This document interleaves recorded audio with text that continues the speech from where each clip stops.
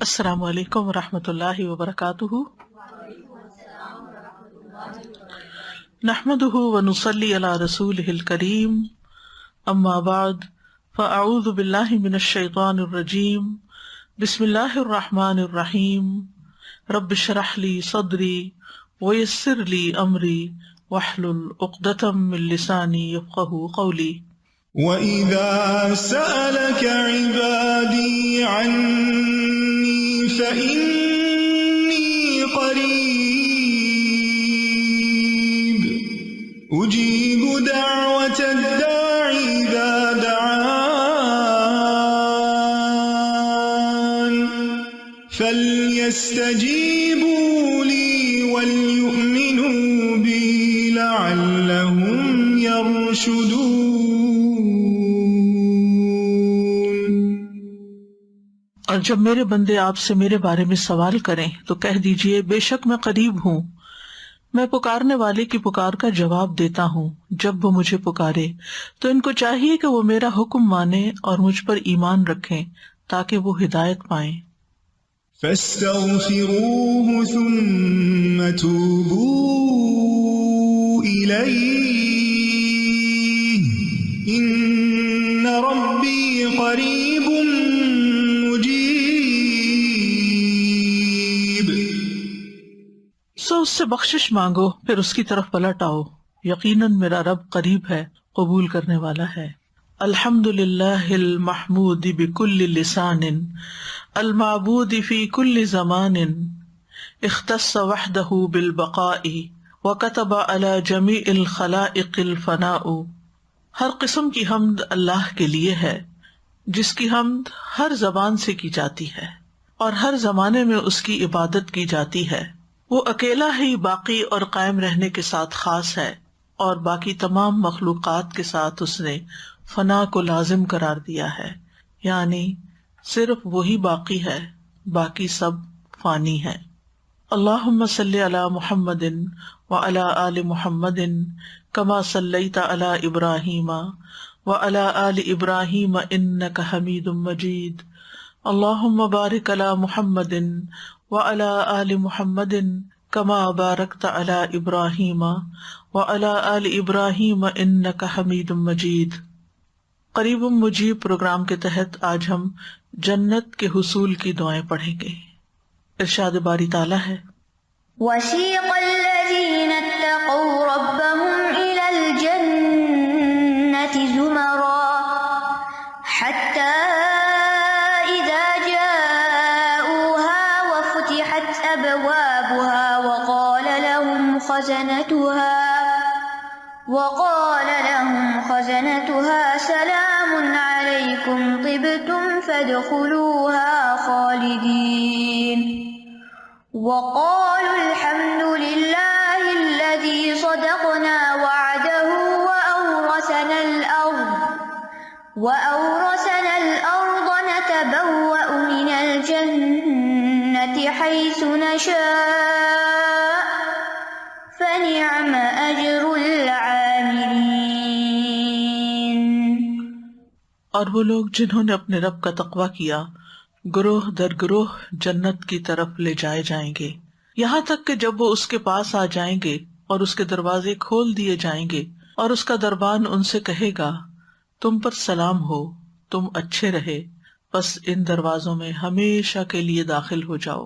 اور وہ کہیں گے سب تعریف اللہ کے لیے ہے جس نے ہم سے اپنا وعدہ سچ کر دکھایا اور ہمیں اس زمین کا وارث بنا دیا، ہم جنت میں جہاں چاہیں جگہ بنا لیں، تو عمل کرنے والوں کے لیے کتنا اچھا بدلہ ہے۔ اس سے پہلے ہم جہنم سے بچنے کی دعائیں پڑھ چکے ہیں اور کچھ جہنم والوں کا حال بھی پڑھ چکے ہیں۔ جیسے جہنم والے گروہوں کی شکل میں جہنم میں لے جائے جائیں گے، اسی طرح اہل جنت کے بھی گروہ جب پل صراط پار کر چکیں گے تو انہیں جنت میں جانے کی اجازت ملے گی، لیکن انہیں بہت عزت اور تکریم کے ساتھ جنت کی طرف لے جایا جائے گا۔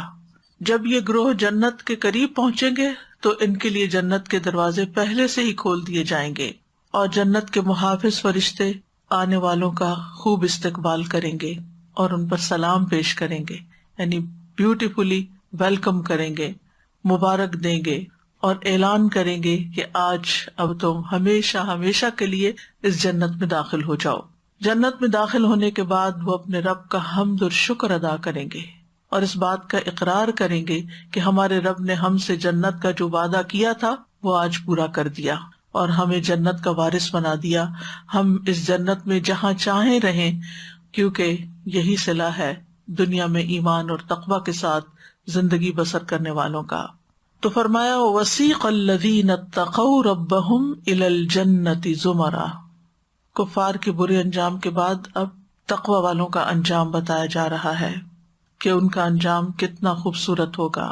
سورۃ مریم میں آتا ہے لِتُبَشِّرَ بِهِ الْمُتَّقِينَ وَتُنذِرَ بِهِ قَوْمًا لُدًّا، تاکہ آپ اس کے ساتھ یعنی جنت کے ساتھ متقی لوگوں کو خوشخبری دیں اور اس کے ساتھ ان لوگوں کو ڈرائیں جو سخت جھگڑالو ہیں۔ جہنم والوں کے لیے بھی لفظ سیقہ استعمال ہوا تھا اور یہاں بھی سیقہ استعمال ہوا ہے۔ سیقہ کا مطلب یہاں یہ کہ ان کو تیزی کے ساتھ لے جایا جائے گا۔ جہنم والوں کو تو دھکے مار مار کے وہ جانا نہیں جائیں گے، جنت والے خود بھی جنت کا شوق رکھتے ہوں گے اور جلدی جانا چاہیں گے، اور جتنی جلدی جانے کا ان کو شوق ہے اتنی جلدی ان کو پہنچایا بھی جائے گا، ان کے لیے سواری تیز کر دی جائے گی۔ یعنی کفار کے لیے جب یہ لفظ استعمال ہوا تو دھکیلنے کا اور دھکے مارنے کا ہے، متقین کو جنت کی طرف لے جانے کے لیے بھی یہ لفظ مشاکلت کے طور پر استعمال ہوا ہے، اور یہاں جنت والوں کے اکرام کا ذکر ہے۔ جنت والے بہترین خوبصورت سواریوں پر سوار ہو کر جنت کی طرف لے جائے جائیں گے، لیکن اس کے لیے شرط کیا ہے؟ تقویٰ، جنہوں نے دنیا میں عذاب سے بچنے کے لیے محنت کی، جد و جہد کی، کیونکہ ہر ایک اپنے عمل کے اعتبار سے ہی اپنے انجام کو پہنچے گا۔ اور اہل جنت کے بھی گروہ ہوں گے، مثلاً انبیاء کے گروہ، صدیقین کے، شہداء کے، صالحین کے، اور اس میں بھی پھر درجہ بدرجہ جماعتیں ہوں گی۔ جن کے اعمال زیادہ اچھے ہوں گے ان کا درجہ بڑا ہوگا، ان کا مقام کچھ اور ہوگا، اور جو کم درجے کے ہوں گے وہ کم درجے کے ہوں گے۔ رسول اللہ صلی اللہ علیہ وسلم نے فرمایا بے شک جنت میں 100 درجے ہیں جو اللہ نے اپنے راستے میں جہاد کرنے والوں کے لیے تیار کیے ہیں۔ ان 2 درجوں میں اتنا فاصلہ ہے جتنا آسمان اور زمین کے درمیان ہے۔ یعنی ایک ہے انسان روٹین کی عبادت کرے اور اپنے ذاتی زندگی کے کاموں کے ساتھ اللہ اللہ کرے، لیکن ایک یہ ہے کہ اللہ کے دین کی خاطر اپنے گھر سے نکلے اور اس کے لیے محنت کرے، دوسروں کو دین کی دعوت دینے کے لیے، اور جو بھی صورتحال اس میں پیش آئے آخر تک ان سارے کاموں کے لیے یعنی سخت محنت کرے۔ اور اس میں انسان اپنے آپ کو تھکاتا بھی ہے، بہت سی چیزیں نفس کے خلاف ہوتی ہیں، بہت سی مشکلات ہوتی ہیں، ان پر صبر کرنا پڑتا ہے۔ تو جو دنیا میں اللہ کی خاطر جتنی مشقت برداشت کرے گا، اللہ تعالیٰ قیامت کے دن اتنی ہی اس کی قدردانی فرمائے گا اور کسی کا بھی اجر ضائع نہیں کرے گا۔ جنت میں کچھ لوگ سب سے پہلے لے جائے جائیں گے، تو جو سب سے پہلا گروہ جائے گا ان کی شان ایک حدیث میں بیان ہوئی ہے۔ ابو ہریرہ کہتے ہیں کہ رسول اللہ صلی اللہ علیہ وسلم نے فرمایا پہلی جماعت جو جنت میں داخل ہوگی ان کے چہرے 14ویں رات کے چاند کی طرح چمک رہے ہوں گے، اور جو ان کے بعد داخل ہوں گے وہ جگمگاتے ستاروں کی طرح ہوں گے۔ ان سب کے دل محبت میں ایک شخص کی طرح ہوں گے، یعنی کوئی کسی کے ساتھ انڈیفرنٹ نہیں ہوگا، مخالفت نہیں کرے گا، بلکہ محبت سے رہیں گے۔ ان میں کسی بات کا نہ اختلاف ہوگا نہ ہی کوئی دشمنی ہوگی، آپس میں سب کے درمیان اتفاق، پیار، محبت ہوگا۔ حتی اذا جاؤوها وفتحت ابوابها، یہاں تک کہ جب وہ اس کے پاس یعنی جنت کے پاس پہنچ جائیں گے اور جنت کے جھونکے اور خوشبو اور وہ سب، دروازہ کھلتا ہے تو باہر بھی آتی ہے، تو وہ سب ان تک پہنچ رہی ہوگی، اور دروازے پہلے سے ہی کھولے جا چکے ہوں گے، یعنی ان کے اکرام کے لیے ان کو زحمت نہیں برداشت کرنی پڑے گی۔ لیکن ہم سب جانتے ہیں کہ سب سے پہلے محمد صلی اللہ علیہ وسلم جنت میں داخل ہوں گے۔ آپ نے فرمایا میں قیامت کے دن جنت کے دروازے پر آؤں گا اور اسے کھلواؤں گا، یعنی باقی جنتیوں کے آنے سے پہلے آپ پہلے سے کھلوا چکے ہوں گے۔ پھر جنت کا داروغہ کہے گا آپ کون ہیں؟ تو میں کہوں گا محمد۔ وہ کہے گا مجھے آپ سے پہلے کسی کے لیے دروازہ کھولنے کا حکم نہیں ہے، یعنی آپ ہی کھلوائیں گے۔ اور جیسا کہ آپ جانتے ہیں کہ جنت کے 8 دروازے ہیں، جنات عدن مفتحۃ لہم الابواب، ہمیشہ کے باغات اس حال میں کہ ان کے دروازے پورے کھلے ہوں گے۔ بعض اوقات ہوتا ہے نا، اگر آدھا کھلا ہوا ہو تو اس میں بھی کئی دفعہ زحمت ہوتی ہے، انسان آدھے دروازے سے گزرتے ہوئے ٹکرا جاتا ہے، یا پھر یہ کہ بعض اوقات فولڈنگ دروازے ہوتے ہیں اور وہ آدھا حصہ کھلا ہوتا ہے آدھا نہیں کھلا ہوتا، لیکن یہاں یہ کہ پورے پورے کھلے ہوئے ہوں گے، اور جنت کے دروازوں کے درمیان بہت بڑا فاصلہ بھی ہوگا، یعنی دروازے ایسے نہیں جیسے دنیا کے دروازے ہیں. نبی صلی اللہ علیہ وسلم نے فرمایا، اس ذات کی قسم جس کے ہاتھ میں میری جان ہے، بے شک جنت کے دروازے کے دونوں کناروں میں اتنا فاصلہ ہے جتنا مکہ اور ہمیر میں ہے یا مکہ اور بصرہ میں ہے، یعنی مکہ اور عراق، میلوں میل ہوگا وہ دروازہ. اور آپ نے دیکھا ہوگا کہ جیسے حرم کے دروازے کھلے ہوتے ہیں تو ان میں سے کثرت سے لوگ اندر جاتے ہیں تو وہ ایک اور ہی منظر ہوتا ہے، یعنی چھوٹے دروازے میں ایک تنگی کا احساس ہوتا ہے اور وسیع دروازے میں وسعت کا. وقال لهم خزنتها سلام علیکم، اور جنت کے دربان ان کو خوش آمدید کہتے ہوئے سلام کریں گے. سلام کا مطلب یہ ہے کہ تم آئندہ ہر آفت، ہر تکلیف، ہر مشقت، ہر برائی سے محفوظ رہو گے. جنت میں سلام ہی سلام ہوگا، کوئی بیڈ نیوز نہیں ہوگی، کوئی تکلیف دہ خبر نہیں ہوگی. دنیا میں آپ کتنا بھی اپنے گھر کو صاف ستھرا کر لیں، سجا لیں، بنا لیں، آپ اپنے لباس اچھے کر لیں، کھانا اچھا بنا لیں، ہر کام اپنا اچھا کر کے رکھ لیں، لیکن آپ اس پہ کوئی کنٹرول نہیں رکھتے کہ کوئی آپ کو انتہائی بری خبر سنائے، یا یہ کہ دنیا کے کسی کونے میں کوئی نہ کوئی جھگڑا، فساد، قتل اور فساد کی داستان آپ کو نہ سننی پڑے. یعنی آپ ہر چیز سیٹ کر کے رکھ لیتے ہیں، ایک ٹی وی آن کرتے ہیں تو آپ کے سامنے تباہیوں کے مناظر کھل جاتے ہیں. لیکن جنت میں ایسی کوئی بری خبر نہیں ہوگی، حتیٰ کہ انسان جہنم والوں کے بارے میں بھی نہیں سوچے گا، جو چلے گئے اپنے انجام کو پہنچ گئے. یعنی دنیا میں تو یہ ہوتا ہے کہ اگر آپ کے پاس ساری نعمتیں ہیں اور آپ کے کسی بہن بھائی کے پاس نہیں ہے یا کسی بچے کے پاس نہیں، سارے بچے اپنے گھروں میں خوش ہیں، اگر ایک خوش نہیں ہے تو آپ دیکھیں ماں کا حال کیا ہوتا ہے. وہ جو خوش ہے ان کے بارے میں نہیں خوش ہوتی، لیکن جو ایک تکلیف میں ہے اس کے بارے میں ہر وقت سوچتی رہتی کہ اس کو تکلیف ہے، اس کو تکلیف ہے. تو یہ ایک قدرتی سی بات ہے کہ دنیا میں انسان مکمل خوشی حاصل کر ہی نہیں سکتا، پرفیکشن ہے ہی نہیں، آپ جتنی بھی چاہے کوشش کر لیں. لہٰذا جو اللہ دے اس پر شکر ادا کریں، اور جو نہیں ہے اس کے لیے دعا کرتے رہیں. تو جنت میں سلامتی ہی سلامتی ہوگی. لا يسمعون فيها لغوا ولا تأثیما الا قیلا سلاما سلاما. ایک اور آیت میں آتا ہے لا يسمعون فيها لغوا الا سلاما، اس میں کوئی لغو بات نہ سنیں گے، کوئی بیہودہ بات نہیں ہوگی، کوئی ٹائم ویسٹر نہیں ہوں گے، کوئی تکلیف دہ ہرٹ فل بات نہیں ہوگی. اور اللہ تعالیٰ کی طرف سے بھی سلام آئے گا، سلام قولا من رب الرحیم، فرشتے سلام بھیج رہے ہوں گے. والملائکۃ یدخلون علیہم من کل باب سلام علیکم طبتم فادخلوها خالدین. فرشتے ان پر ہر دروازے سے داخل ہوں گے، کہیں گے سلام ہو تم پر، تم بہت اچھے رہے، اب یہاں ہمیشہ کے لیے داخل ہو جاؤ. اور آپس میں بھی جنتی ایک دوسرے کو سلام کر رہے ہوں گے. وَيُلَقَّوْنَ فِيهَا تَحِيَّةً وَسَلَامًا، وہ اس میں دعائے خیر اور سلام سے استقبال کیے جائیں. یعنی آپ امیجن کریں کہ جیسے کوئی بہت بڑی کانفرنس ہوتی ہے تو بہت سارے لوگ جمع ہوتے ہیں، آپ کبھی کسی سے ملتے ہیں، کبھی کسی سے ملتے ہیں، کبھی کسی کو سلام کرتے ہیں، کبھی کسی کو کرتے ہیں، تو ایک عجب ہی خوشی کا حال ہوتا ہے. تو وہاں پر بھی سب ایسے ہی ایک دوسرے سے ملاقاتیں کر رہے ہوں گے، سلام کر رہے ہوں گے، ایک دوسرے کو وزٹ کر رہے ہوں گے، خوش خوش باتیں کر رہے ہوں گے، اللہ کا ذکر کر رہے ہوں گے، اور ہمیشہ کے لیے وہاں رہنے والے ہوں گے. اس لانگ ویکینڈ پہ مسلم فیسٹ تھا، آپ سب کو معلوم ہے، اور بہت سے لوگوں نے وزٹ کیا. میں اپنے بیٹے سے پوچھ رہی تھی کہ تم گئے تھے تو کیا کیا وہاں، کیا دیکھا؟ تو اس نے پہلی بات ہی کی، بہت سارے لوگوں سے ملاقات ہو گئی. تو انسان جب کسی فیسٹیول میں جاتا ہے یا کسی بھی دعوت میں یا کہیں بھی، تو سب سے زیادہ جو چیز اس کو خوش کرتی ہے وہ لوگوں سے ملاقات ہے، اور ان لوگوں سے ملاقات جو لائک مائنڈیڈ ہوتے ہیں. ان کو انسان دنوں بعد دیکھتا ہے تو دل خوش ہو جاتا ہے، ایک دوسرے کا حال معلوم کرتے ہیں. تو یہ جو ہے یلقون فیہا تحیۃ و سلاما، یہ ایسی ہی کچھ صورت ہوگی. دنیا میں ہم امیجن تو نہیں کر سکتے، لیکن دنیا میں جو خوشیاں ہیں یا جو چیزیں ہمیں اچھی لگتی ہیں ان سے ہم کچھ نہ کچھ ریلیٹ کر سکتے ہیں. طبتم، طبتم، طابہ کا معنی ہوتا ہے کسی چیز کا پاکیزہ اور حلال ہونا، پاکیزہ بھی اور حلال بھی. اصل میں طیب اسے کہتے ہیں جس سے انسان کے حواس بھی لذت محسوس کرے اور نفس بھی. طیب چیز کون سی؟ کہ انسان مثلاً کوئی ڈرنک پیے جس سے اس کو ٹیسٹ بھی اچھا ہے، اور پھر اس پینے کے بعد اس کے سارے جسم کے اندر اس کی خوشبو بھی اچھی ہو، دیکھنے میں رنگ بھی اچھا ہو، اور جب پیے انسان تو اس کو محسوس ہو کہ اس نے واقعی کوئی چیز انجوائے کی ہے. اسی طرح اگر کھانے کی کوئی چیز ہے تو اس میں بھی رنگ، خوشبو، ٹیسٹ وغیرہ، کہ جس میں نفس اور حواس، نفس یعنی جو اندر کی خوشی ہے، اور حواس جو ہمارے ٹیسٹ وغیرہ ہیں، سماعت اور بصارت وغیرہ ہیں، یہ حواس ہیں. یہ سب خوشی محسوس کریں، لذت محسوس کریں. تو طب تم بہت اچھے رہے، یعنی اب یہاں تمہارے لیے خوشیاں ہی خوشیاں، تمہیں وہ چیزیں ملیں گی جس سے تمہارے حواس بھی لذت پائیں گے اور تمہارا نفس بھی خوش ہو جائے گا. اور یہ پاکیزہ لوگوں کی جزا ہے جو بہت پاکیزہ ہوگی، اور یہ ایسے لوگ ہیں کہ جو اسی حال میں فوت بھی ہوئے تھے.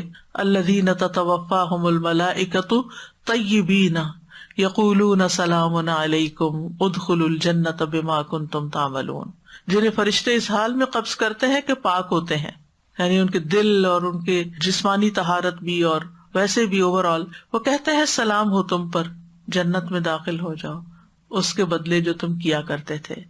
یہ موت کے وقت فرشتے آ کر خوشخبری دیتے ہیں، اور اسی طرح جنت میں بھی ایسی ہی خوشخبری ملے گی.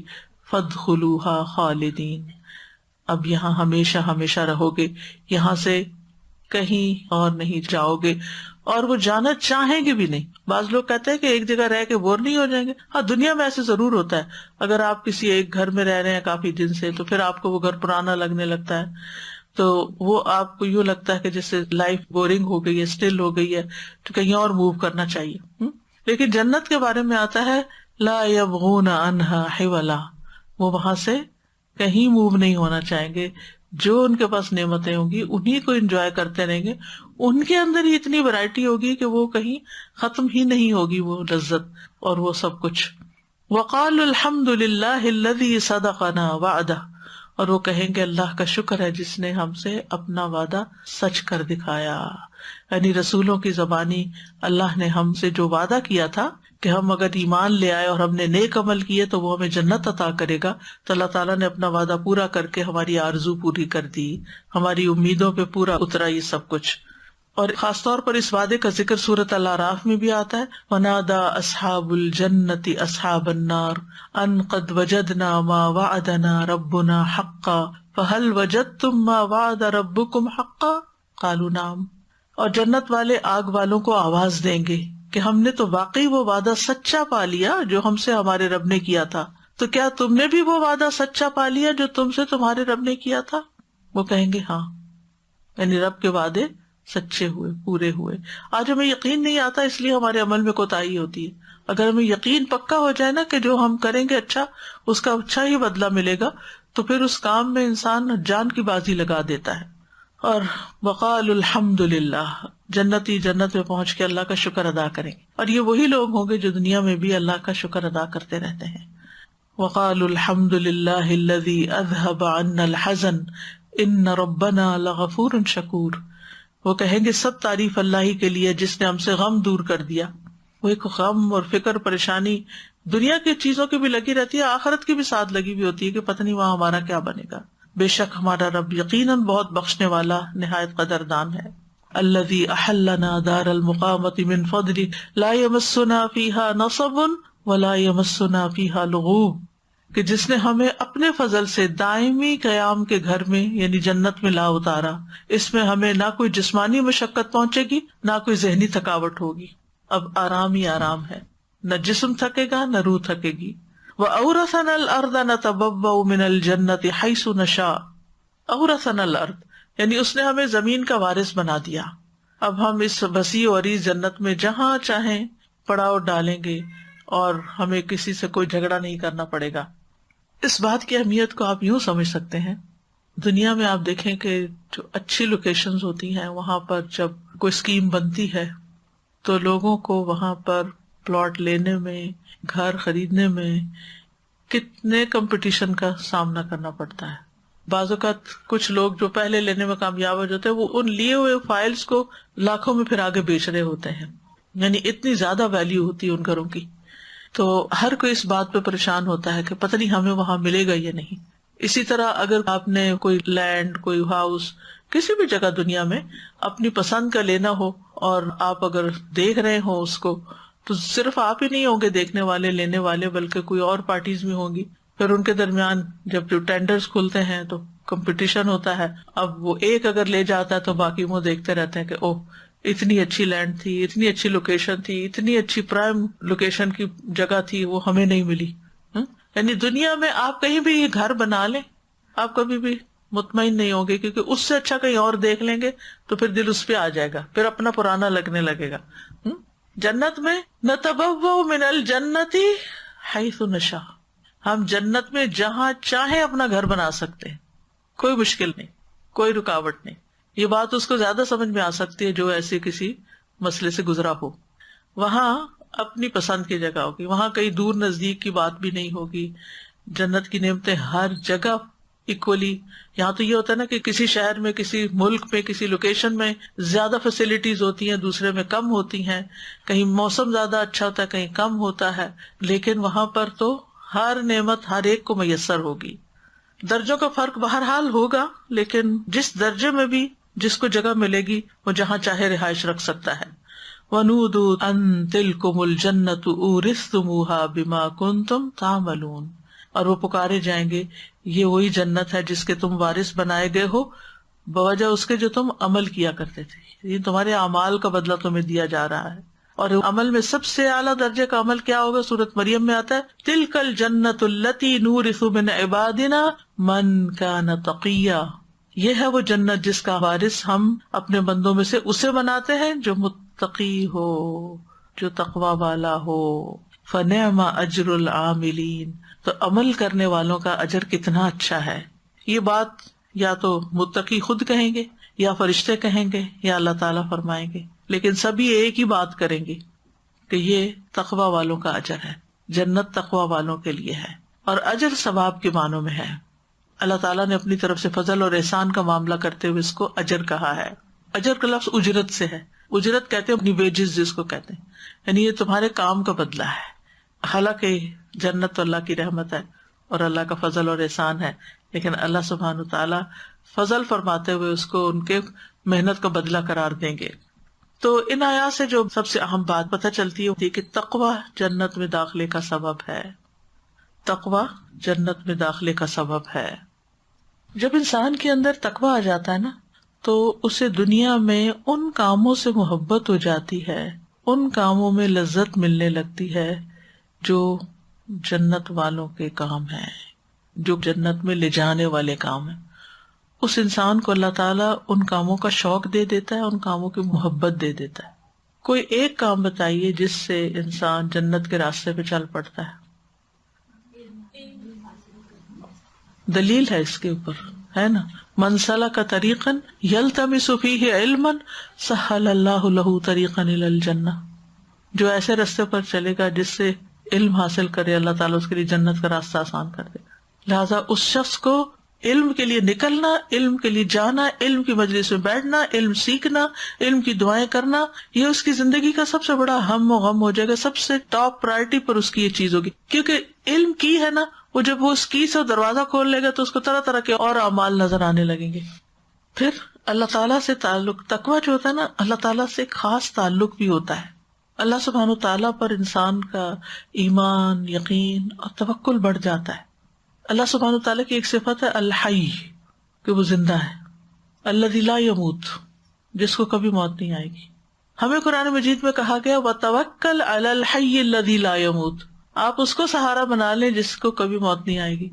اس دنیا میں بھی جو شخص اللہ کو سہارا بنا لیتا ہے، وہ اللہ جس کو کوئی فنا ہی نہیں، جس کو ہمیشہ بقا ہی بقا ہے، باقی جتنی چیزیں نا سب فانی ہے، چاہے کوئی انسان ہے، چاہے کوئی مال ہے، چاہے کوئی جائیداد، کوئی چیز، یو نیم اٹ، یا وہ آپ کو چھوڑ دیں گے یا آپ انہیں چھوڑ دیں گے، یا وہ آپ کو چھوڑ دیں گے یا آپ انہیں چھوڑ دیں گے۔ اب دیکھیے، ہم بعض اوقات کہتے ہیں کہ اگر آپ لینڈ میں پیسہ ڈال دیں تو آپ کا پیسہ ضائع نہیں جاتا، لیکن اللہ تعالیٰ ایسی ایسی چیزیں دکھاتا ہے کہ انسان حیران ہو جاتا ہے۔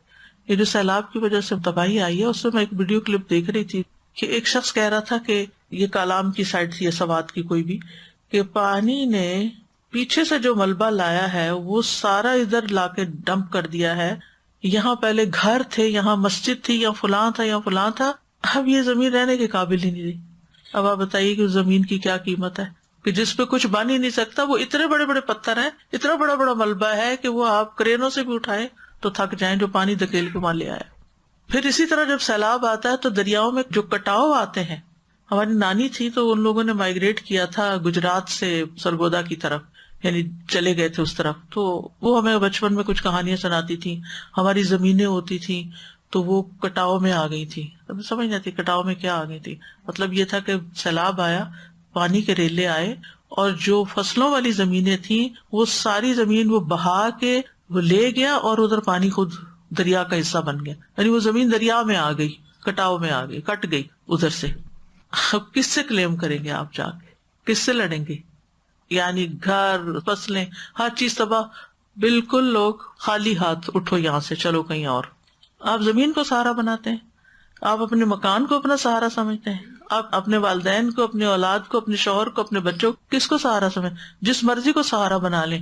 دنیا کے سارے سہارے کمزور ہیں. مکڑی کا جالا ہے, مکڑی کے جالے کو آپ ہاتھ ڈالیں تو آپ ہی گریں گے, اس نے تمہیں سہارا نہیں دینا. اس لیے ان کو سہارا نہیں سمجھیں, ان کو انجوائے کریں, ان کی قدر کریں, ان کے ہونے پہ شکر کریں. لیکن اگر نہیں تو اپنی زندگی فنا نہ کریں.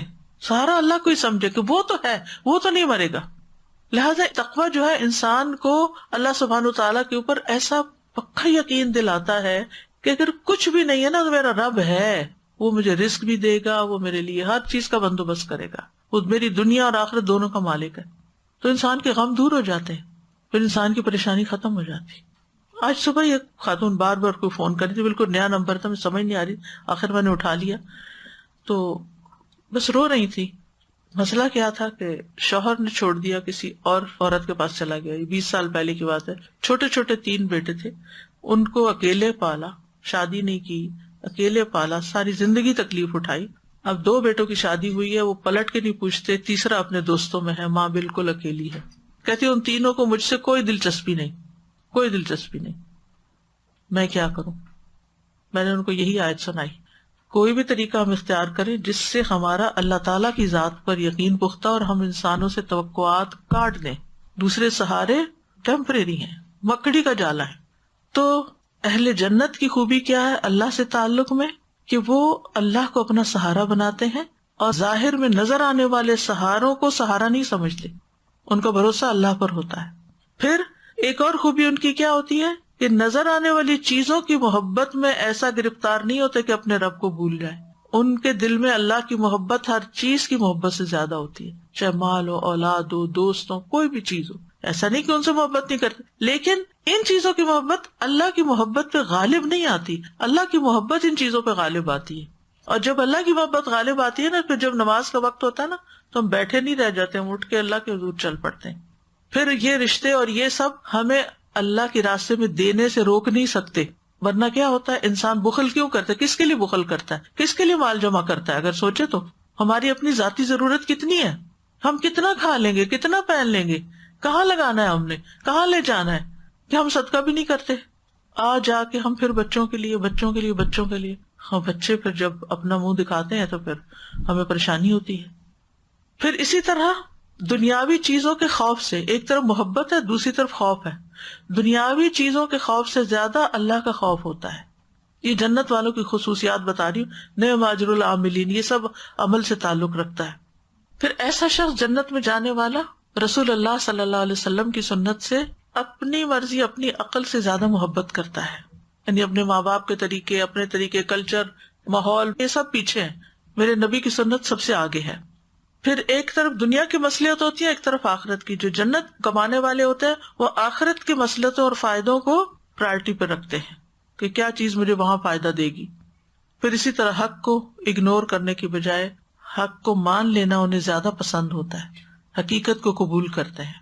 وہ غفلت میں کہکے لگانے سے زیادہ تنہائی میں اللہ کے سامنے رونے کو زیادہ پسند کرتے ہیں. ان کو اس میں زیادہ لطف آتا ہے. کسی کے ساتھ کوئی شکایت ہو جائے, کوئی ناراضگی ہو جائے تو اس سے انتقام لینے کی باتیں نہیں سوچتے, اس کو معاف کرنے کا سوچنے لگتے ہیں, کیونکہ اللہ تعالیٰ کو معاف کرنے والے پسند ہیں. پھر اسی طرح کسی کے حقوق غصب کرنے کے بجائے حقوق دینے والے ہوتے ہیں. ان کے دل کے اندر حسد, بغض, نفرت کے جذبات نہیں ہوتے, بلکہ کسی کے بارے میں بری رائے قائم کرنے سے زیادہ ان کو کیا پسند ہوتا ہے, اچھی رائے قائم کریں. جب ہم کسی کے بارے میں اچھی رائے قائم کرتے ہیں تو پھر کیا ہوتا ہے, تو دنیا بھی جنت بن جاتی ہے. اسی لیے امام ابن تیمیہ کہتے ہیں کہ دنیا میں بھی ایک جنت ہے. جو شخص دنیا کی جنت کا ذائقہ نہیں چکھے گا وہ آخرت کی جنت میں نہیں جا سکتا.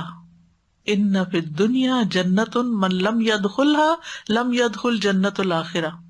اس کا مطلب کیا ہے؟ اس کا مطلب یہ ہے کہ دنیا کی جنت یہ ہے کہ وہ اعمال جو انسان کو جنت میں لے جانے والے ہیں وہ اس کے لیے زیادہ محبوب بن جاتے ہیں بنسبت ان اعمال کے جو اس کی دنیا کو بڑا خوبصورت بناتے رہتے ہیں. یعنی جس شخص کو جنت میں جانے کا شوق لگ جائے گا نا، اس کو جنت کی طرف لے جانے والے اعمال کا بھی شوق لگ جائے گا، ان چیزوں کی محبت اس کے دل میں آ جائے گی. اب مثلاً جنت سے روکنے والی کون سی چیزیں ہمیں معلوم ہے نا، جیسے تکبر. رائی برابر بھی تکبر جو ہے وہ جنت میں جانے سے رکاوٹ ڈال دے گا کہ میں بڑی چیز ہوں، میری بات زیادہ امپورٹنٹ. وہ کیا کرے گا؟ کہیں بھی جھک جائے گا، کسی کے ساتھ بھی ہمبل ہوگا، چاہے اپنے سے چھوٹا ہو بڑا ہو کوئی بھی، اس کو مشکل میں صبر کرنا مشکل نہیں لگے گا. دیکھیں یہ بھی ایک بہت بڑی آزمائش ہوتی ہے کہ انسان پہ تکلیف آئے اور پھر اس سے صبر ہو نہ سکے.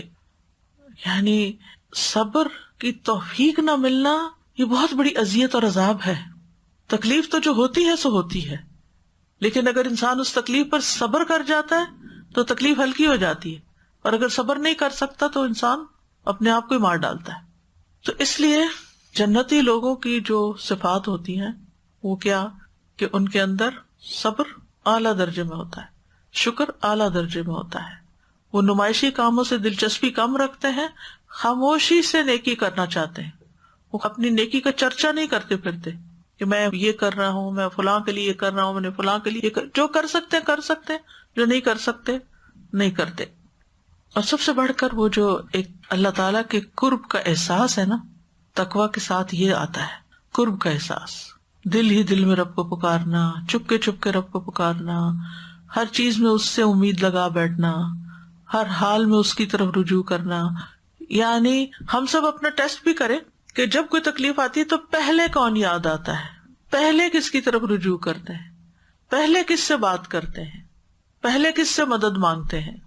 تو جو شخص اللہ کے قریب ہوتا ہے وہی جنت سے بھی قریب ہوتا ہے. تو اس کا آغاز دنیا میں ہو جاتا ہے، اور اسی لیے دعائیں کرتا ہے انسان، رب ابنی لی عندک بیتا فی الجنہ. حضرت آسیہ ان کو سمجھ آ گئی تھی یہ بات کہ جنت کا اصل حسن کیا ہے؟ اللہ کا قرب. تو ایسا شخص دنیا میں بھی ایسے اعمال کرتا ہے کہ جس سے اسے اللہ کا قرب محسوس ہوتا ہے. تو فنعم اجر العاملین، عمل کرنے والوں کا اجر کتنا بڑا ہے. پھر اس آیت سے یہ پتہ چلتا ہے کہ اہل جنت ہر قسم کی مصیبت سے سلامتی میں ہوں گے، ان کی تکریم کی جائے گی، نہایت خوشحال ہوں گے، کبھی بیمار نہ ہوں گے، کبھی مریں گے نہیں، کبھی بوڑھے نہیں ہوں گے، کبھی بے آرام نہیں ہوں گے، کبھی کوئی تکلیف آئے گی ہی نہیں. بلکہ جنت اللہ کے مہمانوں کی رہنے کی جگہ ہے. نزلا من غفور، نزل کہتے ہیں وہ کھانا جو مہمان کے لیے تیار کیا جاتا ہے گھر کے کھانے سے ہٹ کر. تو وہاں وہ اللہ کے مہمان ہوں گے. سورۃ آل عمران میں آتا ہے لیکن الذین اتقوا ربهم لهم جنات تجری من تحتها الانہار خالدین فیہا نزلا من عند اللہ وما عند اللہ خیر للابرار.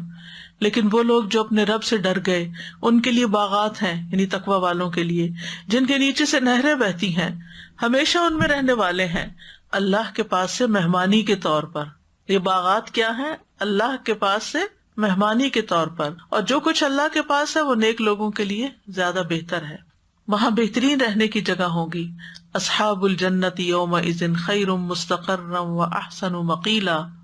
اس دن جنت والے ٹھکانے کے اعتبار سے نہایت بہتر اور آرام گاہ کے اعتبار سے بہت اچھے ہوں گے.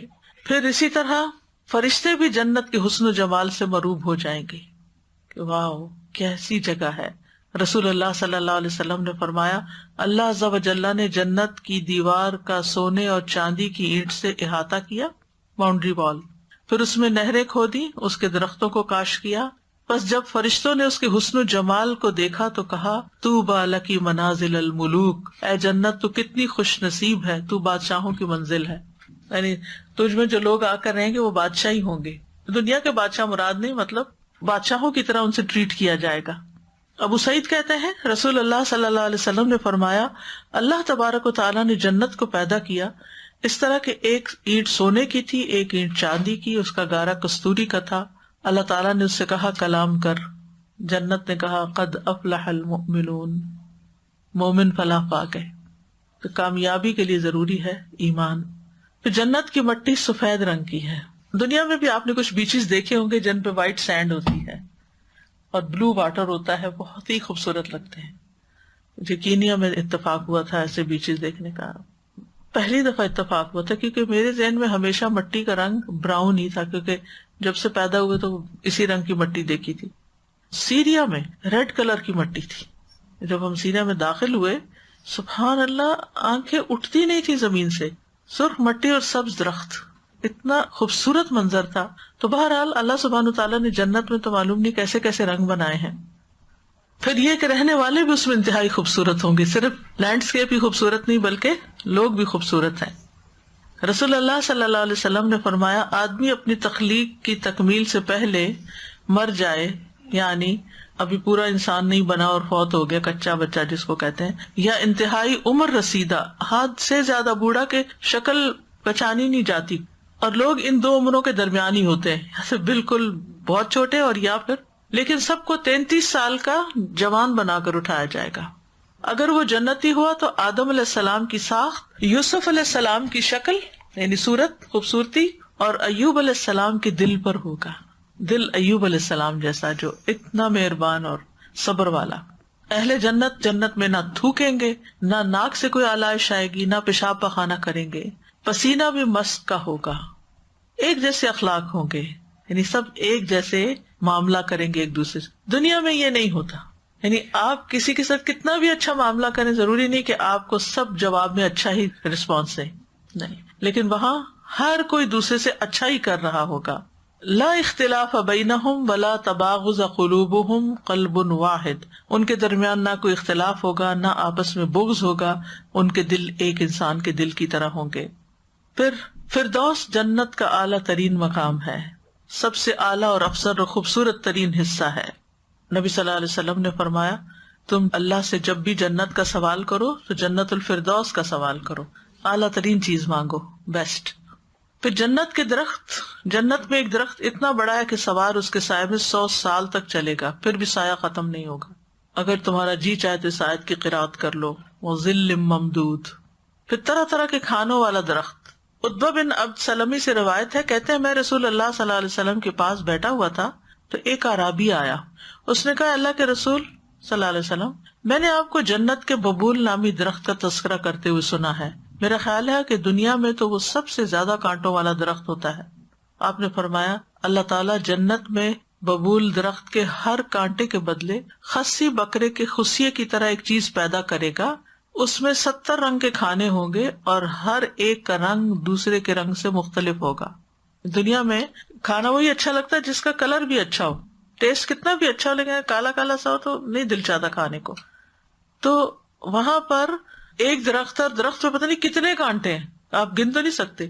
ہر کانٹے کے اندر 70 کھانے ہیں اور ان میں سے ہر ایک کا رنگ مختلف ہے, تو کتنی ورائٹی ہوگی, اور آپ جتنا بھی کھاتے رہیں ختم ہی نہیں ہوگا. درختوں کے سائے بھی بہت گھنے ہوں گے. ہم وازواجہم فی ظلال علی الارائک متکئون, گھنے سایوں میں تختوں پر تکیے لگائے ہوں گے, یعنی گارڈنز میں بھی بیٹھے ہوں گے, محلات میں بھی, گارڈنز میں بھی, اندر بھی باہر بھی. بے شمار پھل ہوں گے. لکم فیہا فاکہۃ کثیرہ منہا تاکلون, تمہارے لیے اس میں بہت سے میوے ہوں گے جن میں سے تم کھاؤ گے. وفاکہۃ مما یتخیرون, اور انہیں وہ پھل کھانے کو ملیں گے جو وہ پسند کریں گے, یعنی آپ کی اپنی چوائس بھی ہوگی. اور پھر کبھی ختم نہیں ہوں گے وہ پھل. وفاکہۃ کثیرۃ لا مقطوعۃ ولا ممنوعہ, اور روکے بھی نہیں جائیں گے. دنیا میں تو یہ ہوتا ہے نا کہ اگر بچہ ایک بنانا سے دوسرے پہ ہاتھ بڑھائے تو ماں کہتی ہے نہیں بس کافی ہے, اتنا ہی کافی, پیٹ خراب ہو جائے گا. پھر خوشبودار پہاڑوں سے نہریں بہیں گی, اوپر سے آبشاریں آئیں گی. انس بن مالک کہتے ہیں کہ میرا خیال ہے تم سمجھتے ہو کہ جنت کی نہریں زمین میں گڑھوں کی شکل میں ہوں گی, ہرگز نہیں. اللہ کی قسم, بے شک وہ تو زمین کی سطح پر بہنے والی, نہیں اوپر سے آبشاروں کی شکل میں آنے والی ہیں. ان کا ایک کنارہ موتیوں کا, دوسرا یاقوت کا ہے. ان کی مٹی خالص کستوری کی ہے. اب آپ خود سوچیں کہ وائٹ اور ریڈ اگر لگے ہوئے ہوں کناروں پر تو کیا خوبصورت منظر ہوگا. پھر بلند و بالا گھر ہوں گے, اونچے. ہم نے دیکھو کہ جن گھروں کی چھتیں بہت لو ہوتی ہیں نا, انہیں بہت گھٹن ہوتی ہے, کہ جتنی ہائی روف ہوتی ہے اتنا مزے کا ہوتا ہے. پھر اونچی نشستیں ہوں گی بیٹھنے کے لیے. پھر سونے اور جواہرات سے بنے ہوئے تخت ہوں گے, خوبصورت بستر ہوں گے. استبرق کے، ریشم کے، وَلِبَاسُهُمْ فِيهَا حریر، پہننے کے لیے لباس بھی ریشمی ہوگا. جنت کے رومال بھی بڑے خوبصورت ہوں گے. نبی صلی اللہ علیہ وسلم کو ریشم کا ایک کپڑا ہدیے میں پیش کیا گیا تو صحابہ اس کو چھونے لگے، دیکھنے لگے کتنا ملائم ہے. آپ نے فرمایا تمہیں اس پہ حیرت ہے؟ ہم نے عرض کیا جی ہاں. آپ نے فرمایا جنت میں سعد بن معاذ کے رومال اس سے بھی اچھے ہیں. پھر سونے اور موتی کے کنگن ہوں گے، سونے کے برتن ہوں گے، بہت سے مشروبات ہوں گے. متکئین فیہا یدعون فیہا بفاکہۃ کثیرۃ وشراب، ان میں تکیے لگائے ہوئے ہوں گے، ان میں سے بہت سے پھل اور مشروب منگوا رہے ہوں گے. وہ پاکیزہ اور لذیذ شراب ہوگی. وسقاہم ربہم شرابا طہورا، ان کا رب ان کو شراب طہور پاکیزہ شراب پلائے گا، رب خود پلائے گا. کتنی بڑی مہمانی اور کتنی بڑی عزت ہے. بیویاں بھی پاکیزہ ہوں گی. وَلَهُمْ فِيهَا أَزْوَاجٌ مُطَهَّرَةٌ، یعنی جسمانی طور پر بھی پاکیزہ اور اخلاق میں بھی پاکیزہ ہوں گی. جوان اور پھرتیلے خادم ہوں گے، بھاگنے دوڑنے والے. وَيَطُوفُ عَلَيْهِمْ وِلْدَانٌ مُخَلَّدُونَ إِذَا رَأَيْتَهُمْ حَسِبْتَهُمْ لُؤْلُؤًا مَنْثُورًا، ان کی خدمت کے لیے ایسے لڑکے دوڑے پھر رہے ہوں گے جو ہمیشہ لڑکے ہی رہیں گے. جب تم انہیں دیکھو تو سمجھو کہ وہ بکھرے ہوئے موتی ہیں. یعنی موتی اگر کبھی تسبیح ٹوٹے یا ہار ٹوٹ کے گرے پکے فرش پر تو وہ اچھل بھی رہے ہوتے ہیں اور ایسے دور دور دور جا رہے تھے، آپ ان کے پیچھے بھاگ رہے ہوتے ہیں کہ وہ گن جائے گا وہیں، گھس جائے گا کہیں. تو اس سے امیجنیشن میں ایک چیز آتی ہے کہ کس طرح وہ خادم بھاگے پھر رہے ہوں گے جیسے موتی ادھر ادھر بھاگ رہے ہوتے ہیں. جنت میں حسن و جمال کو بڑھانے والے بازار بھی ہوں گے. اہل جنت کے لیے ایک بازار لگایا جائے گا جہاں وہ ہر جمعے کو آئیں گے. اس بازار میں مسک کے ٹیلے ہوں گے اور جب وہ اس کی طرف نکلیں گے تو ہوا چلے گی جس سے ان کے چہروں، کپڑوں اور گھروں میں مسک کی خوشبو بھر جائے گی اور اس سے ان کا حسن و جمال بھی اور زیادہ ہو جائے گا، اس میں بھی اضافہ ہو جائے گا. جب اپنے گھر والوں کے پاس واپس آئیں گے تو وہ کہے کہ یہاں سے جانے کے بعد تو تمہارے حسن و جمال اور بڑھ گیا. وہ کہیں گے ہمارے پیچھے تمہارا حسن و جمال اور زیادہ بڑھ گیا. یعنی جب لوگ ایک دوسرے سے ملیں گے اور اگلی دفعہ دوبارہ ملیں گے تو اور زیادہ خوبصورت ہوں گے. جنت میں ہر خواہش پوری ہوگی اور یہ زندگی ہمیشہ ہمیشہ کی ہے. اور جنت میں سب سے بڑی نعمت اللہ کا دیدار ہے. للذین احسنوا الحسنى وزیادہ، اور اللہ کے دیدار سے بڑھ کر کوئی چیز انہیں محبوب نہ ہوگی. تو بہرحال انسان کو جنت میں لے جانے والے اعمال سے محبت ہونی چاہیے تاکہ انسان ان نعمتوں کو انجوائے کر سکے. اور اس کے لیے بڑا ضروری ہے کہ انسان کا خاتمہ حسن خاتمہ ہو، لا الہ الا اللہ پر موت ہو، کلمہ توحید پر اور ایمان اور عمل صالح کے ساتھ اپنی زندگی گزارے، اور خاص طور پر اپنے اندر تقویٰ پیدا کرے، بنیادی عبادات کی پابندی کرے، 5 نمازوں کی حفاظت کرے، صدقہ دے. نبی صلی اللہ علیہ وسلم نے فرمایا جو اللہ کا چہرہ چاہنے کے لیے صدقہ کرے اور اسی پر اس کا اختتام ہو تو وہ جنت میں جائے گا. ایک شخص نے نبی صلی اللہ علیہ وسلم کی خدمت میں حاضر ہو کر عرض کیا مجھے ایسا عمل بتا دیجئے جو مجھے جنت کے قریب کر دے، جہنم سے دور کر دے. ہم سب کا بھی یہی سوال ہے. آپ نے فرمایا اللہ کی عبادت کرو اور اس کے ساتھ کسی کو شریک نہ کرو، شرک سے توبہ کرو، نماز قائم کرو، زکوٰۃ دو اور اپنے رشتہ داروں سے صلہ رحمی کرو، رشتے جوڑ کے رکھو. اسی طرح والدین کے ساتھ نیکی کرنا جو ہے وہ جنت میں لے جانے والے کاموں میں سے ہے. حضرت عائشہ کہتی ہے رسول اللہ صلی اللہ علیہ وسلم نے فرمایا میں سویا تو میں نے خواب میں اپنے آپ کو جنت میں دیکھا تو وہاں میں نے ایک قاری کے قرآن کی تلاوت کی آواز سنی. میں نے پوچھا یہ کون ہے؟ مجھے بتایا گیا کہ یہ حارثہ بن نعمان ہے. رسول اللہ صلی اللہ علیہ وسلم نے ان سے کہا یہی نیکی ہے، یہی نیکی ہے. اور حارثہ بن نعمان لوگوں میں سے اپنی والدہ کے ساتھ بہت زیادہ حسن سلوک کرنے والے تھے. پھر کھانا کھلانا اور عمدہ کلام کرنا. ہانی بن یزید کہتے ہیں میں نے کہا اللہ کے رسول صلی اللہ علیہ وسلم کون سی چیز جنت کو واجب کرتی ہے؟ آپ نے فرمایا تم عمدہ کلام اور کھانا کھلانے کو لازم پکڑ لو. پھر مریض کی عیادت اور اللہ کی خاطر کسی سے ملاقات کے لیے جانا، کوئی مقصد غرض اور نہ ہو.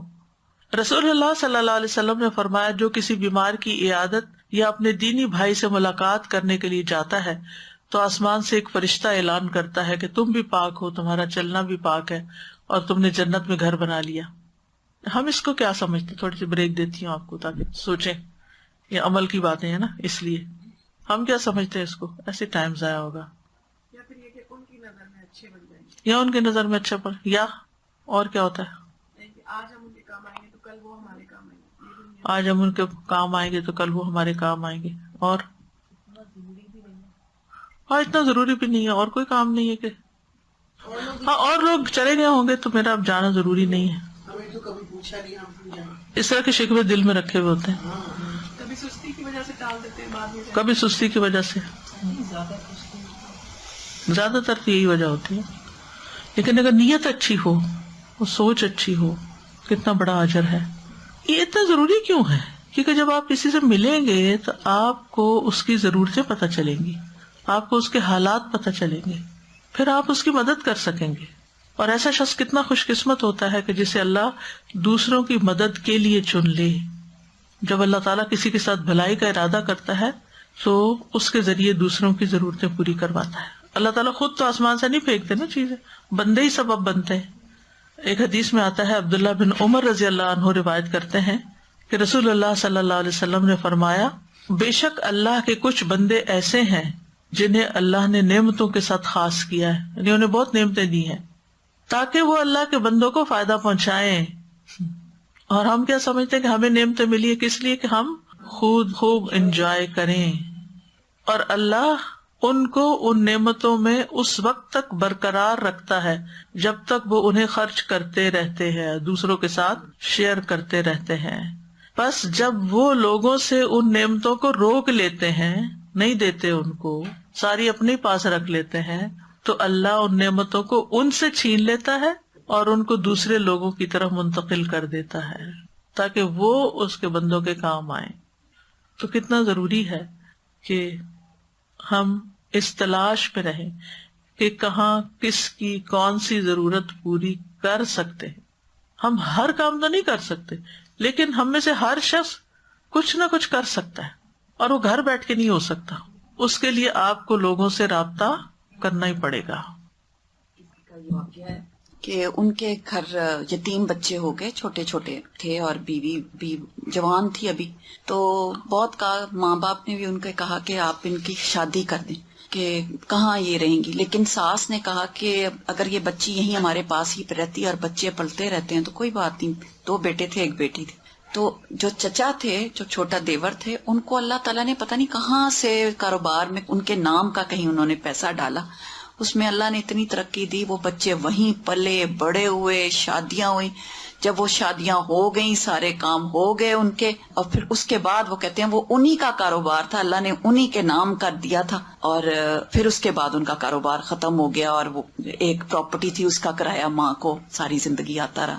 بچے اپنے گھر چلے، اور وہ حیران ہوتے تھے کہ یہ مجھے نہیں پتا تھا، مجھے تو یہ کام آتا ہی نہیں تھا. وہ کہتے تھے کہ اللہ نے کیسے برکت دی. نیک نیتی ہو تو اللہ تعالیٰ رستے کھول دیتا ہے. ہاں، یہ ہے اصل بات. ہاں، دیتے ہیں کہ نہیں، اور ہم سمجھتے ہیں کہ ہم ان پر احسان کر رہے ہیں. استاذہ جی، ابھی جیسے آپ نے فرمایا نا کہ آپ سب کچھ خود نہیں کر سکتے، لیکن آپ کے کانٹیکس میں کچھ ایسے لوگ ہوتے ہیں جن کو آپ جانتے ہیں کہ وہ کر سکتے ہیں، اس سچویشن میں اس بندے کو ہیلپ آؤٹ کر سکتے ہیں، تو آپ ایک طرح کا وسیلہ بیچ میں بن جاتے ہیں. تو ہم وہاں پہ بھی مار کھا جاتے ہیں کہ اچھا شرم آتی ہے، یا کیسے کہیں، یا وہ کہیں گے بار بار کرتے رہتے ہیں. تو کئی دفعہ میں بھی اس سچویشن میں ہوتی تھی کہ مجھے لگتا تھا یہ نہ کہیں گے، بار بار مانگتے رہتے ہیں. لیکن ابھی ملاقات ہوئی تو انہوں نے کہا کہ وی اپریشیٹ سو مچ کہ ہمیں لگتا ہے کہ آنٹی زبردستی نکلوا لیتی ہیں ہم سے، کہ like we do other places too, لیکن یہ کہ آپ کی طرف سے کوئی پوسٹ آتی ہے، کچھ ہوتا ہے تو پھر ہم کرتے ہیں. نبی صلی اللہ علیہ وسلم نے فرمایا، مجھے 6 چیزوں کی ضمانت دو، میں تمہیں جنت کی ضمانت دیتا ہوں، گارنٹی دیتا ہوں. بات کرو تو سچ بولو، وعدہ کرو تو پورا کرو، جب امین بنایا جائے تو امانت کا حق ادا کرو، اپنی شرمگاہوں کی حفاظت کرو، اپنی نظروں کو جھکا کے رکھو، اور اپنے ہاتھ روک لو، یعنی کسی کو اذیت نہ دو. پھر اسی طرح سچ نیکی کی طرف لے جاتا ہے، اور نیکی جنت کی طرف لے جاتی ہے. حیا ایمان کا حصہ، اور ایمان کا تعلق جنت سے ہے، حدیث میں آتا ہی ہے. پھر اسی طرح بعض معمولی نیکیاں بھی جنت میں لے جانے کا سبب بن جاتی ہیں. رسول اللہ صلی اللہ علیہ وسلم نے فرمایا، جو شخص مسلمانوں کے راستے سے کسی تکلیف دہ چیز کو ہٹاتا ہے تو اس کے لیے 1 نیکی لکھ دی جاتی ہے، اور جس کے لیے اللہ کے ہاں 1 نیکی لکھی جائے اللہ اسے جنت میں داخل فرمائے گا. یعنی کہ تکلیف دہ چیزوں کو راستے سے ہٹانا اور لوگوں کے لیے سہولت پیدا کرنا، نہ کہ اور اڑنگے کھڑے کرنا. یہاں پہ ضرور میں یہ ایڈ کرنا چاہوں گی کہ کیونکہ میرے فادر تو اس دنیا میں نہیں ہے، اللہ تعالیٰ ان کی مغفرت فرمائے.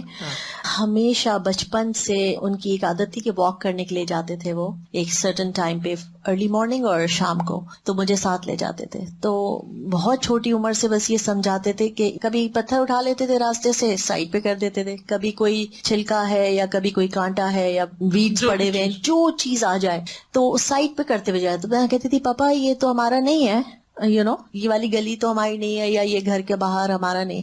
بولتے تھے نہیں یہ صدقہ ہے بیٹا، اور لوگوں کو کوئی اگر اس پہ ٹرپ ہو گیا اس سے پہلے اگر ہم ہٹا دیں گے تو کوئی بچ جائے گا اس سے.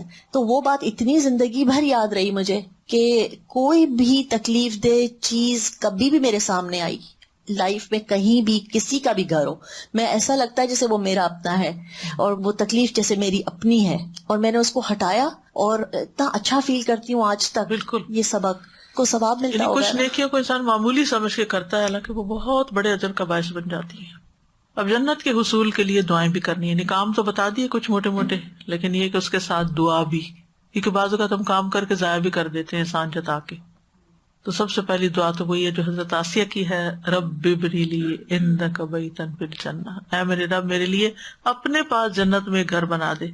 اس کا بیک گراؤنڈ یوں ہے کہ ابو ہریرہ کہتے ہیں کہ فرعون نے اپنی بیوی کے دونوں ہاتھوں اور دونوں پاؤں کے لیے 4 کیل گاڑ دیے تھے، دونوں ہاتھوں اور دونوں پاؤں میں، اور فرعونی وہ سپیرا دیتے تھے، اور جب وہ الگ ہوتے تو فرشتے ان پہ سایہ کر لیتے.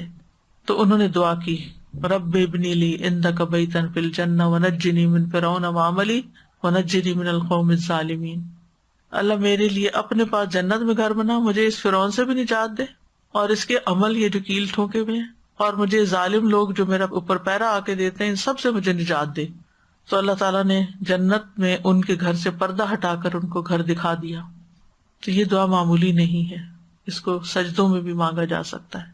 پھر ہے اللہم انی اسألک الجنت واعوذ بک من النار، اے اللہ میں تجھ سے جنت کا سوال کرتا ہوں اور جہنم سے پناہ مانگتا ہوں. یہ دعا جو ہے آپ تشہد میں پڑھ سکتے ہیں. نبی صلی اللہ علیہ وسلم کے ایک صحابی سے مروی ہے کہ نبی صلی اللہ علیہ وسلم نے ایک شخص سے پوچھا تم نماز میں کیا کہتے ہو؟ اس نے کہا میں تشہد پڑھتا ہوں، پھر یوں کہتا ہوں اللہم انی اسألک الجنت واعوذ بک من النار. یعنی تشہد پڑھ کے دروشی پڑھ کے جو دعائیں مانگتے ہیں نا اس وقت یہ دعا. اور میں آپ کی اور معاذ رضی اللہ عنہ کی گنگناہٹ کو اچھی طرح نہیں سمجھتا تھا کہ جب آپ دعا مانگتے تو کیا مانگتے اور معاذ رضی اللہ عنہ مانگتے تو کیا مانگتے ہیں. تو نبی صلی اللہ علیہ وسلم نے فرمایا ہم بھی ان کے گرد ہی گنگناتے ہیں، یعنی یہی دعا ہم بھی مانگتے ہیں، یعنی جنت کا سوال کرتے ہیں اور جہنم سے پناہ مانگتے ہیں. پھر اسی طرح اللہم انی اسألک الجنت، اے اللہ میں تجھ سے جنت کا سوال کرتا ہوں. رسول اللہ صلی اللہ علیہ وسلم نے فرمایا جو مسلمان 3 بار جنت کا سوال کر لے تو جنت خود کہتی ہے اے اللہ اس بندے کو داخل کر. تو اس لیے اپنی روٹین میں کم از کم کسی ایک نماز کے بعد تو ضرور یہ مانگیں، یا تشہد کے بعد مانگ لیں، یعنی التحیات پڑھے، درود شریف پڑھے، اور اس کے بعد یہ 2 رب اجعلنی جہاں پڑھتے ہیں نا اس کے ساتھ سلام سے پہلے. تو اللہم انی اسألک الجنت الفردوس، اے اللہ میں تجھ سے جنت الفردوس کا سوال کرتا ہوں. نبی صلی اللہ علیہ وسلم نے فرمایا جب تم اللہ سے سوال کرو تو جنت الفردوس کا سوال کیا کرو، کیونکہ وہ جنت کا اعلیٰ و افضل ترین مقام ہے، سب سے بہترین جگہ ہے. جنت ساری اچھی ہے لیکن وہ بہت ہی اچھا ہے. پھر ایک اور دعا ہے اللہم انی اسألک من الخیر کلہ عاجلہ وآجلہ ما علمت منہ وما لم اعلم واعوذ بک من الشر کلہ عاجلہ وآجلہ ما علمت منہ وما لم اعلم اللہم انی اسألک من خیر ما سألک عبدک ونبیک واعوذ بک من شر ما عاذ بہ عبدک ونبیک اللہم انی اسألک الجنۃ وما قرب الیہا من قول او عمل واعوذ بک من النار وما قرب الیہا من قول او عمل واسألک ان تجعل کل قضاء قضیتہ لی خیرا. اے اللہ میں تجھ سے ہر قسم کی خیر مانگتا ہوں، ہر قسم کی، جلدی ملنے والی اور دیر سے ملنے والی، یعنی دنیا کی بھی اور آخرت کی بھی مراد ہے. وہ بھی جس کا مجھے علم ہے، وہ بھی جس کا مجھے علم بھی نہیں ہے، وہ بھی خیر ہے. اے اللہ میں ہر قسم کے شر سے تیری پناہ میں آتا ہوں، جلدی آنے والے سے بھی، دیر سے آنے والے سے بھی، یا پھر دنیا اور آخرت دونوں کے. جس کا مجھے علم ہے اور جس کا مجھے علم نہیں بھی، ان تمام قسم کے شر سے. یا اللہ میں تجھ سے وہ خیر مانگتا ہوں جو تجھ سے تیرے بندے اور تیرے حبیب محمد صلی اللہ علیہ وسلم نے مانگی، اور میں اس شر سے تیری پناہ میں آتا ہوں جس شر سے تیرے بندے اور تیرے نبی نے پناہ مانگی۔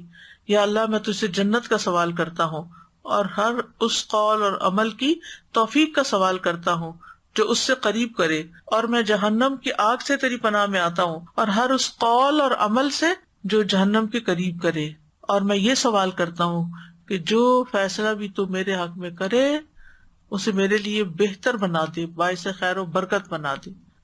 تو اس دعا میں بھی ساری خیر شامل ہو گئی ہے، ہر طرح کی خیر، دنیا کی بھی آخرت کی بھی۔ اور پھر جب ہم اللہ سے مانگتے ہیں نا تو اللہ کو زیادہ پتہ ہے کیا خیر اور کیا شر ہے۔ ہم تو بعض اوقات شر کو اپنے لیے خیر سمجھ رہے ہوتے ہیں اور خیر کے کام کو اپنے لیے شر سمجھ رہے ہوتے ہیں۔ تو جب اللہ سے مانگتے ہیں نا تو پھر ہمیں واقعی اصل خیر نظر آتی ہے اور اصل خیر سے محبت بھی ہو جاتی ہے۔ اور پھر کئی خیر کی چیزیں ہوتی ہیں مگر ہم انہیں حاصل نہیں کر سکتے، تو جب اللہ سے دعا کرتے ہیں تو اللہ تعالیٰ ہر راستے آسان کر دیتا ہے۔ اور پھر وَأَعُوذُ بِكَ مِنَ الشَّرِّ كُلِّهِ، ہر طرح کے شر سے، ظاہری، باطنی، زمینی، آسمانی۔ اور پھر اللہم انی اسألک من خیر ما سألک عبدک ونبیک، نبی صلی اللہ علیہ وسلم نے جو مانگا وہ خیر میں بھی مانگتی ہوں۔ کتنی جامع دعا ہے۔ اور جن چیزوں سے نبی صلی اللہ علیہ وسلم نے پناہ مانگی ان سب چیزوں سے میں پناہ بھی مانگتی ہوں۔ اور پھر ان اسباب کی توفیق جو قولی اور فعلی ہوں اور جنت میں پہنچانے والے ہوں۔ سر جی آج بیک ٹو اسکول کا ڈے 1 ہے اور سارے ہی پیرنٹس یا وہ لوگ جو پیرنٹس سے ریلیٹڈ ہیں قریب سب جانتے ہیں کہ اسکول جانے میں بہت ساری خیر اور شر کے متعلق لوگوں کے مکس اپ اور وہ ساری فیلنگس ہیں۔ تو مجھے یہ خیال آ رہا تھا کہ یہ دعا اگر بچوں کو سکھا بھی دی جائے اور بچوں کے پیرنٹس بھی خاص طور پہ اس کانٹیکسٹ میں مانگ لیں کہ وہاں جا رہے ہیں تو واقعی ان کو وہاں سے خیر ہی ملے، اور شر جو کچھ ہے جہاں خواہ وہ پبلک اسکول ہے یا پرائیویٹ اسکول ہے یا کچھ بھی ہے تو بہت کمپریہنسو گھر سے ہو جائے نکلے گا۔ تو پتہ نہیں کیا کیا چیزیں دیکھتے ہیں۔ ایگزیکٹلی۔ اور پھر یہ کہ تقدیر کی خیر بھی مانگی گئی ہے کہ اللہ تو جو فیصلہ بھی میرے حق میں کرے، چھوٹی چھوٹی چیزوں میں ہمیں فیصلے کرنے پڑتے ہیں، اس کا انجام بخیر ہو، کیونکہ بعض اوقات تقدیر میں کوئی تکلیف آ جاتی ہے لیکن اگر اس کا انجام اچھا ہے تو سب اچھا ہے، اور تکلیف ٹیسٹ کے لیے آتی ہے۔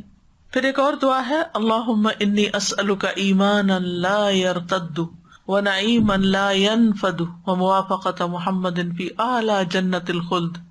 اے اللہ میں آپ سے ایسے ایمان کا سوال کرتا ہوں جس میں کبھی ارتداد نہ آئے، یعنی مرتد نہ ہو، دین سے پھروں نہیں۔ ایسی نعمتوں کا سوال کرتا ہوں جو کبھی ختم نہ ہو، اور ہمیشہ کی جنت کے بلند حصے میں، ہمیشہ کی جنت، ابدی جنت کے بلند حصے میں محمد صلی اللہ علیہ وسلم کی رفاقت کا سوال کرتا ہوں۔ سب کچھ آتا ہے۔ آپ دیکھیں کہ جو بہترین دعائیں مانگی گئی نا وہ آخرت سے متعلق ہے، کیونکہ دنیا میں جو کچھ ہے فنا ہونے والا ہے۔ ما عندکم ینفد وما عند اللہ باق، وہاں جو بھیج دیا وہ باقی رہنے والا ہے۔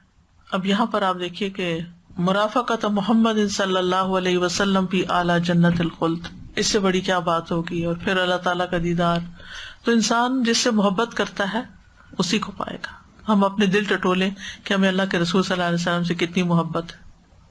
وآخر دعوانا ان الحمد للہ رب العالمین، سبحانک اللہم وبحمدک، اشہد ان لا الہ الا انت، استغفرک واتوب الیک۔ السلام علیکم ورحمۃ اللہ وبرکاتہ۔